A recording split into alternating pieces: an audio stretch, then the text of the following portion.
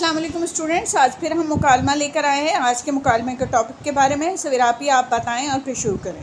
پیدل چلنے کے فوائد پر باپ اور بیٹی کے درمیان مکالمہ۔ ابو ذرا چابی دینا، میں دوڑ کے ایک بال بیگ تو لے آؤں۔ واہ صاحب دادی واہ، پیسے کی بڑھیا اور آنا سمجھ آئی۔ کیا مطلب ابو جان؟ میں کچھ سمجھی نہیں۔ ارے میری لاڈلی، 10 روپے کے بال پین کے لیے تم 2 قدم کے فاصلے پر گاڑی بھگاتی جاؤ گی، تو اس میں حرج کیا ہے؟ اللہ نے ایک سہولت دی ہے تو اس کا استعمال کرنے میں کیا برائی ہے؟ درست فرمایا ہے، لیکن بیٹا فضول خرچی سے بچنا اور اپنے فائدے کی خاطر چند قدم پیدل چل لینے میں کیا قباحت ہے؟ چلیے ابو جان، چند قدم تک گاڑی بھگانے اور گاڑی میں جانے اور پیٹرول جانے سے فضول خرچی تو سمجھ آ گئی، لیکن یہ پیدل چلنے کی بات ذرا سمجھ نہیں ہے۔ شکر ہے تمہیں فضول خرچی کا احساس تو ہوا، تو سنو پیدل چلنے کے فوائد۔ جی ابو جان بتائیے۔ تو سنو بیٹا، پیدل چلنے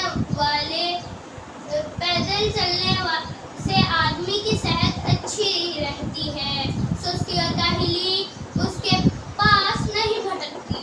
تو آپ کا خیال ہے کہ میں سست اور کاہل ہوں؟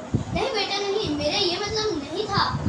تو پھر آپ پیدل چلنے کو اتنا ضروری کیوں سمجھتے ہیں؟ پیدل چلنے والے لوگ موٹاپے کے عذاب کا شکار نہیں ہوتے۔ جی ہاں ابو جان، یہ تو آپ نے سچ کہا۔ پیدل نہ چلنے کی وجہ سے میرا وزن بڑھ گیا ہے۔ مان گئی نا؟ میں ہی نہیں، مسلسل گاڑیوں پر سفر کرنے والے میرے اکثر دوست اس قدر موٹے ہو گئے ہیں کہ اب تو ان سے بھاگا بھی نہیں جاتا۔ بیٹا، پیدل نہ چلنے والوں کا معدہ بھی خراب رہتا ہے، انہیں بلڈ پریشر اور سانس کی بیماری لگ جاتی ہے۔ ابو جان آپ نے بالکل ٹھیک کہا، اب تو تھوڑا دوڑنے بھاگنے پر میرا سانس بھی پھول جاتا ہے۔